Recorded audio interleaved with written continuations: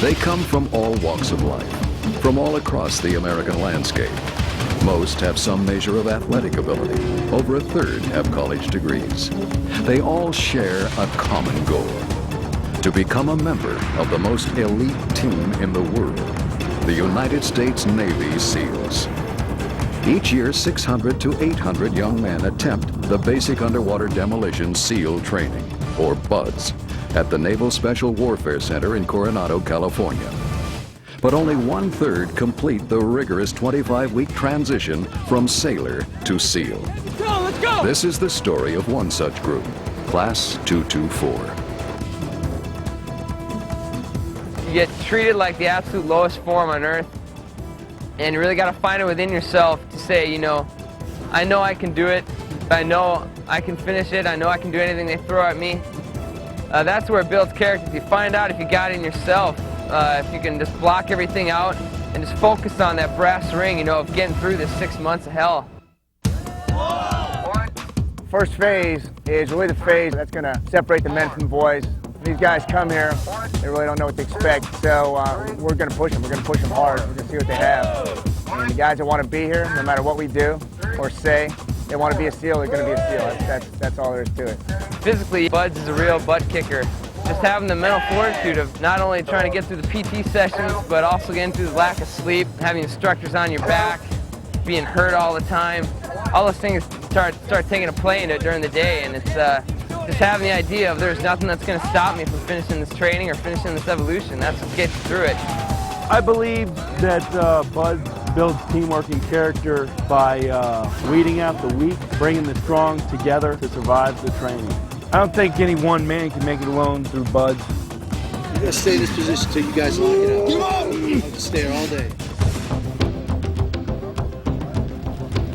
I'd say the obstacle courses never blow my expectations. It's some of the best training you can get. Because you got to think on your feet, you got to act, you got to move, you got to be fast, you got to be safe. You can really hurt yourself. Who y'all logs? Attrition in first phase is pretty high. Because like I say, it's a really fast-paced phase, and these guys are constantly moving and grooving every second of every day, except for when they're eating. So the guys, when they hear about SEAL training, they're like, well, all you have to do is run, all you have to do is an O course, things like that. Not really that big a deal. But once you start putting everything together, and the days are endless, that's when guys decide that this really isn't for me. I don't want to be wet, I don't want to be cold. This pace right here is not for me. Because that's what's going to happen when they leave here, they go to SEAL team. The pace is just like that, it never ends. Just about everything at BUDS is a timed evolution or it's a race. It builds camaraderie with the guys. They take their boats and they'll race out through the surf zone. Sometimes the boats will flip over on them because the surf gets so big. It's quite an experience to be paddling in a rubber boat and facing this 8-foot wall of water coming at you. It's just going to destroy you and send you tumbling around. And there's almost like a washing machine effect in the water. What we're looking for from a recruit, number one, he has to have the physical skills to complete the training. Two, he has to have the mental aptitude, because we're not just a bunch of knuckle draggers. You have to have some mental skills as well. 42-10. We don't look for any kind of personality. There's all sorts of different kind of personalities in the teams. But we're looking for a guy that's willing to sacrifice and can work well with others in a teamwork environment. I think the evolutions that cause most problems are the water evolutions. Some of these kids are from Wyoming, different places where they haven't even seen the water, or at least the surf zone. They're not really too comfortable in the water. And you're doing drown proofing where your hands are tied behind your back, your feet are tied up. They don't like that. Drown proofing, I think it's more of a mental thing than a physical evolution. It's all about trying to stay calm and being comfortable in the water. Half of our class failed it the first time they went through, and I think it's just because they have a mental block of the idea of not having control. You just got to, have confidence in yourself and saying, I've done this before, I can float on the water. 3,000 guys have done it before I have, why can't I do it? It's a mental thing. Hell Week, the most dreaded week of BUDS. It's the ultimate test of one's physical and mental motivation. A round-the-clock regimen of intensive physical training and harassment, with as little as 4 hours of sleep during the entire week. Let's go! Get your butt up here! All the way up on the rocks! Get all the way up! Hell Week is 5.5 days long. The class is divided into boat crews. Teamwork is a key issue during Hell Week. They're up for 5 days doing various evolutions that stress teamwork. Cold, wet conditions again come into factor. And this is an indicator of what kind of a man is going to come out the other end. You'll never be challenged anywhere the way that you're challenged in Hell Week. I mean, it'll test your soul to the very core of your being. You'll know exactly what your limitations are and what you're capable of doing when you get done with Hell Week. And then not being able to sleep and just, falling asleep standing up. Are you sleeping? Yes. During Hell Week, I found I could fall asleep while I was underneath a boat while running. It was just a week of intense emotion and pain and cold and misery. And sometimes you thought it couldn't get any worse, but it did.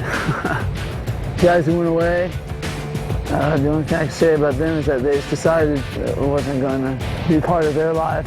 You have to want it, because if you don't, or you're not sure, and you just come to try to find out, you won't be around. Into the water. Second phase is the dive phase portion of BUDS. It also builds teamwork, but it starts to incorporate a much greater learning process for the guys going through. The majority of the evolutions that cause the students the most problem is the water work. If a guy isn't comfortable in the water, then he's not really cut out to be a frogman. He's got to keep his head about him when he's in the water if something goes wrong with his dive rig or something like that. So a lot of the pool work is very stressful. You've got to be mentally in the game to make it through those evolutions. The men are subjected to continual calculated harassment by their instructors to see if they follow procedures taught in the classroom. Students are tumbled around and their mouthpieces torn from their mouths, simulating the effects of a strong ocean surge. Students are taught two types of scuba: open circuit using compressed air bottles and closed circuit using specialized oxygen recirculation equipment. San Diego Bay turns into a combat training area for practicing underwater navigation. The men are learning to use a specialized breathing apparatus, the Draeger LAR 5. It's a closed-circuit underwater breathing apparatus designed for use in clandestine military operations in shallow water, where concealment of telltale exhaust bubbles is essential. The Rock, San Clemente Island, where the windy northern tip of the island is BUDS country. It's at this modern compound that Class 224 will spend their final 4 weeks of training. Out here, it's the ideal training ground for them. We have weapons ranges, demo ranges, and a lot of good terrain for them to patrol in. On the windswept mesa overlooking the camp is the rifle range. It's here that the men will spend day after day of basic weapons training and maneuvering drills. A lot of guys come here who've never shot a rifle before, so they have to start out at a really basic level, just target shooting. Third phase is designed to finally teach these guys how to be SEALs. And we have to start off with basic rifle drills. And everything in third phase is a gradual progression. 2, 2, 4! Hallelujah! 2, 2, 4! You're so broken down from the first 5 months of BUDS. It doesn't matter what they do to try to build you up. Nothing works. You just hurt. You just go on. When you guys get out into teams, you're going to be asked to do things that you think is impossible. But here we're proving to you that maybe it's not impossible with a little bit of planning and preparation. Yeah. I think by far the toughest part is the daily grind. I don't think any individual day or any individual evolution is that hard. You know, it's maybe a 14-mile run or a 5-mile swim, but in a couple hours it's over. It's just the day-to-day grind. And they say it gets easier after Hell Week. But I think the easiest part of BUDS is Hell Week and prior, because at post-Hell Week, a lot more is expected of you, and you just go day to day. You have so much they have to teach you. I think the toughest part of the whole thing is just staying motivated for 6 months. 6 months is a long time to do this every day, day in and day out. and it doesn't get any easier. During Tactics Week on San Clemente Island, we teach them a lot of different classes: reconnaissance, patrol over the beach, prisoner handling, raids, ambush. Get out of the ground! Front clear! Right clear!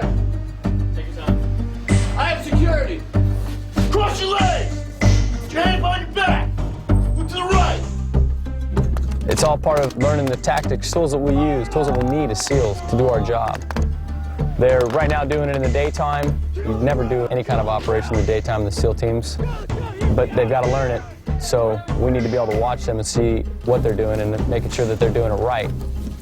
Out on this beach out here, we're going to be doing an obstacle load. We got a bunch of obstacles underneath the water out there at about 10, 12 feet. We're going to be taking out, swimming out satchel charges filled with C4 explosives.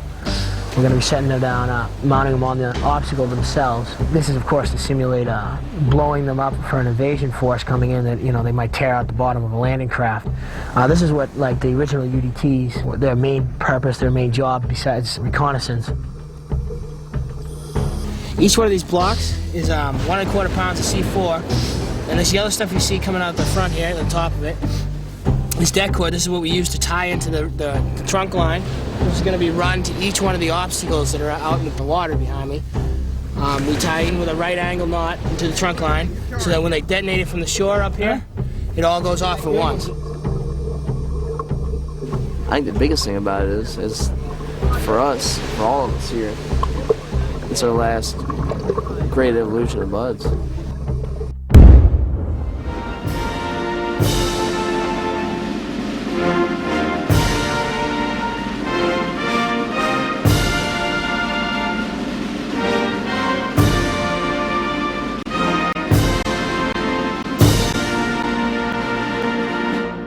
Very few ever get to where you are today. You only graduate from BUDS training once. It marks the completion of the toughest military training in the world. In a society where mediocrity is too often the standard and too often rewarded, there is intense fascination with men who detest mediocrity, who refuse to define themselves in conventional terms, and who seek to transcend traditionally recognized human capabilities. This is exactly the type of person BUDS is meant to find. The man who will find a way to complete each and every task to the best of his ability. The man who will adapt and overcome any and all obstacles.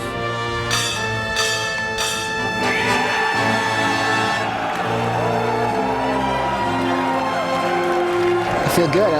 It's like a huge weight lifted off his shoulders. I mean, obviously everybody says, this is the first step, still a lot to come and stuff, but this is a big step, so. I feel on top of the world today. It's been 6 months of arduous training, and it's just, I can't even describe how I feel.